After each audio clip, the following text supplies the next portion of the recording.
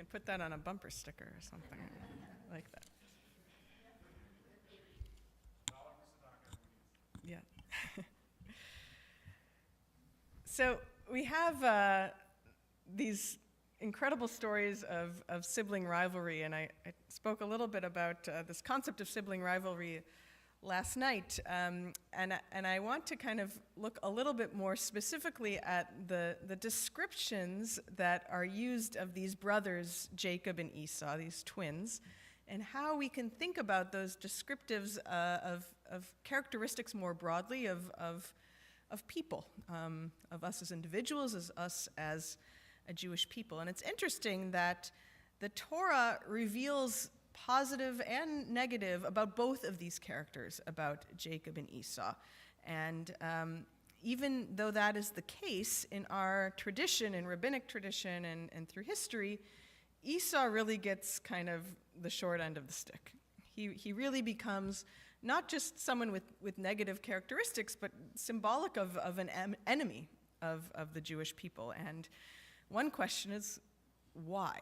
If we just read the plain text, he's actually a bit sympathetic, I would say, especially a bit later in the parasha when we have to remember there's two episodes of trickery that happen here. First is the one in which Jacob takes the birthright because of the lentil stew, but the other is with the touching of when Jacob puts the hair on his arms to trick the father, Isaac, into the blessing.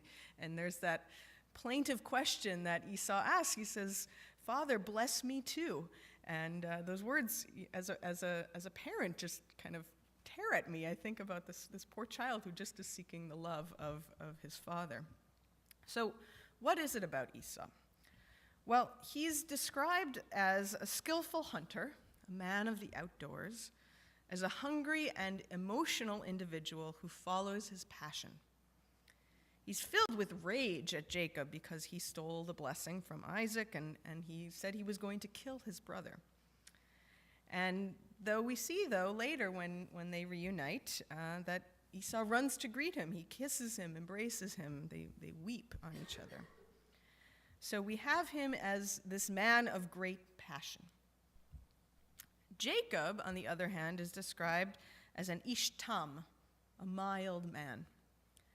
Jacob cleverly acquires the birthright from his hungry brother, and there's such a beautiful illustration in the parasha about the difference in the nature of these two brothers, setting the stage later for the contrast between the Jewish people and her enemies. So besides the kind of direction that Esau's life takes in the Torah and the angry threat that he makes against his brother, he seems to have done very little to merit his negative status in history. Torah identifies him as the father of Edom and Amalek, Amalek especially being kind of the eternal enemy of the Hebrews in Torah. And the rabbis draw a further connection. They connect Esau with Rome, with the Romans, and the destruction of the temple and of Jerusalem. So there's an interesting explanation of why the rabbis portray him so negatively. And a colleague, Rabbi Deborah Pine, explains that it's because the drama of the Israelite story required rivals whose actions and natures contrasted with the values embodied in Jacob.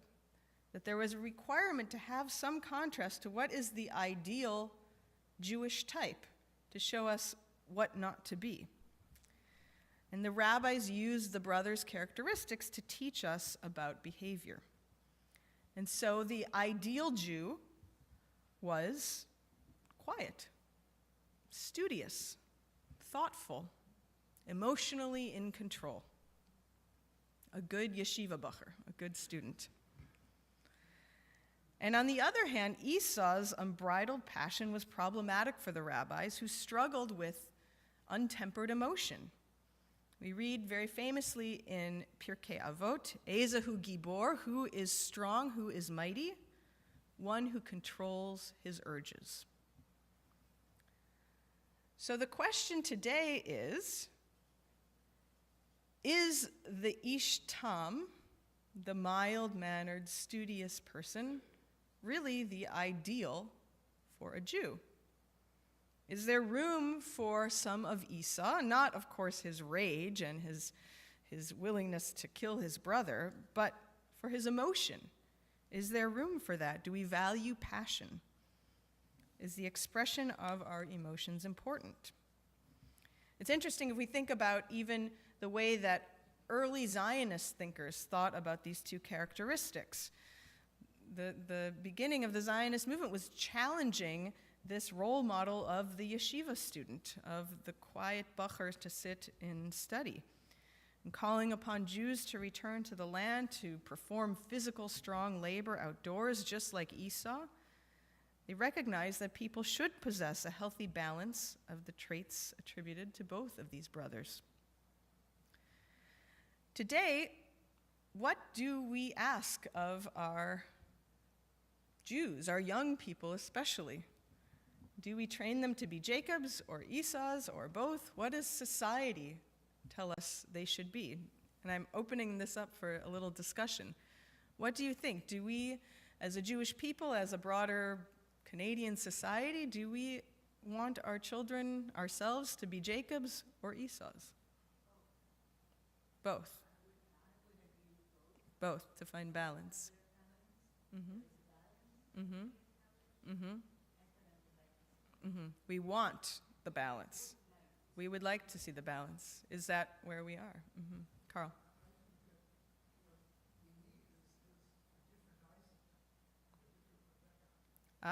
Carlos wants a different Isaac and a different Rebecca, different parents. Leave it for the psychiatrist to blame it on our parents. It's good.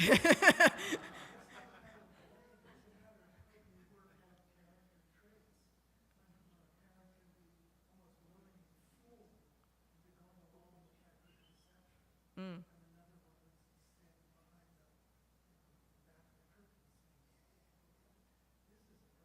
Mm-hmm.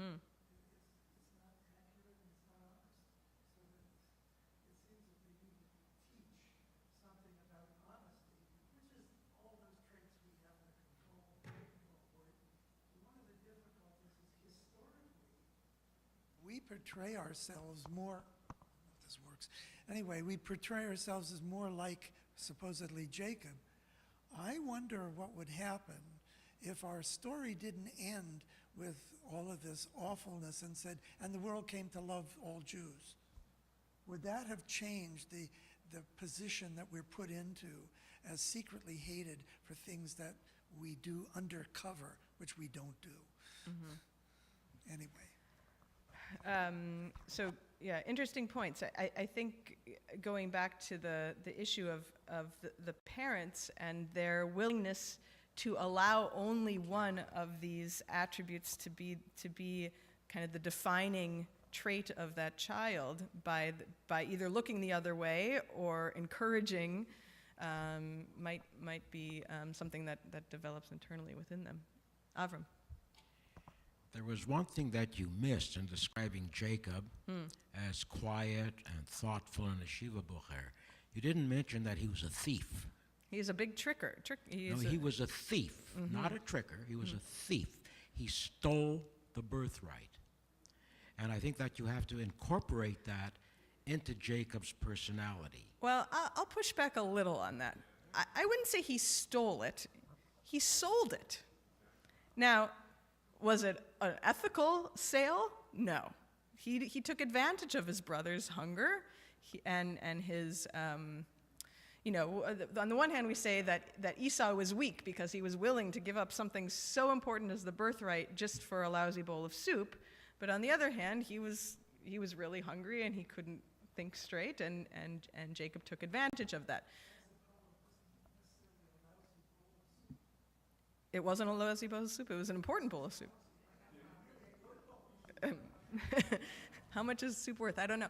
But you're right, Avram, in the sense that just because he's quiet and meek, we associate those, maybe not the meek part, but the quiet, studious nature as a positive trait, but he's not all positive by any stretch of the imagination. He's got some very serious, significant character flaws.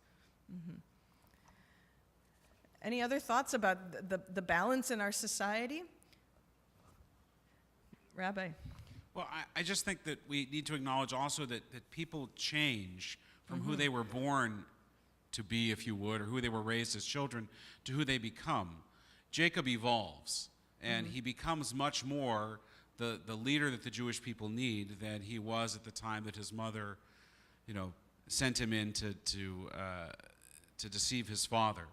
And in that essence of Yaakov becoming Yisrael and struggling with things, the rational being that becomes Jacob, or that Jacob becomes, I think that serves the Jewish people well at their time. So maybe we're not all just stamped, I don't think we are, stamped as we are at the moment of our birth.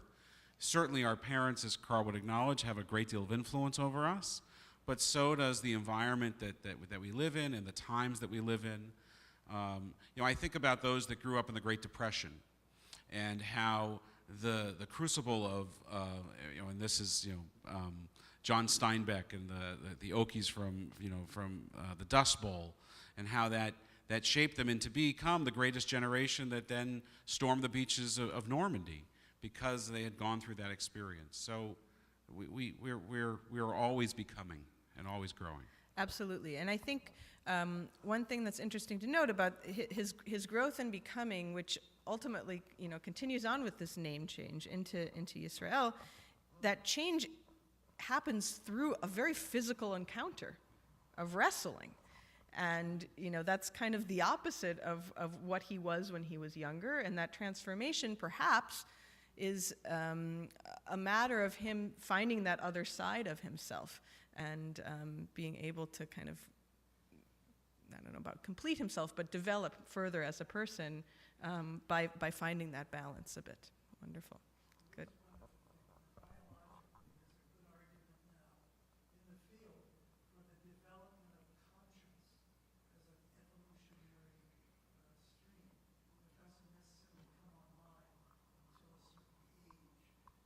Emotional intelligence.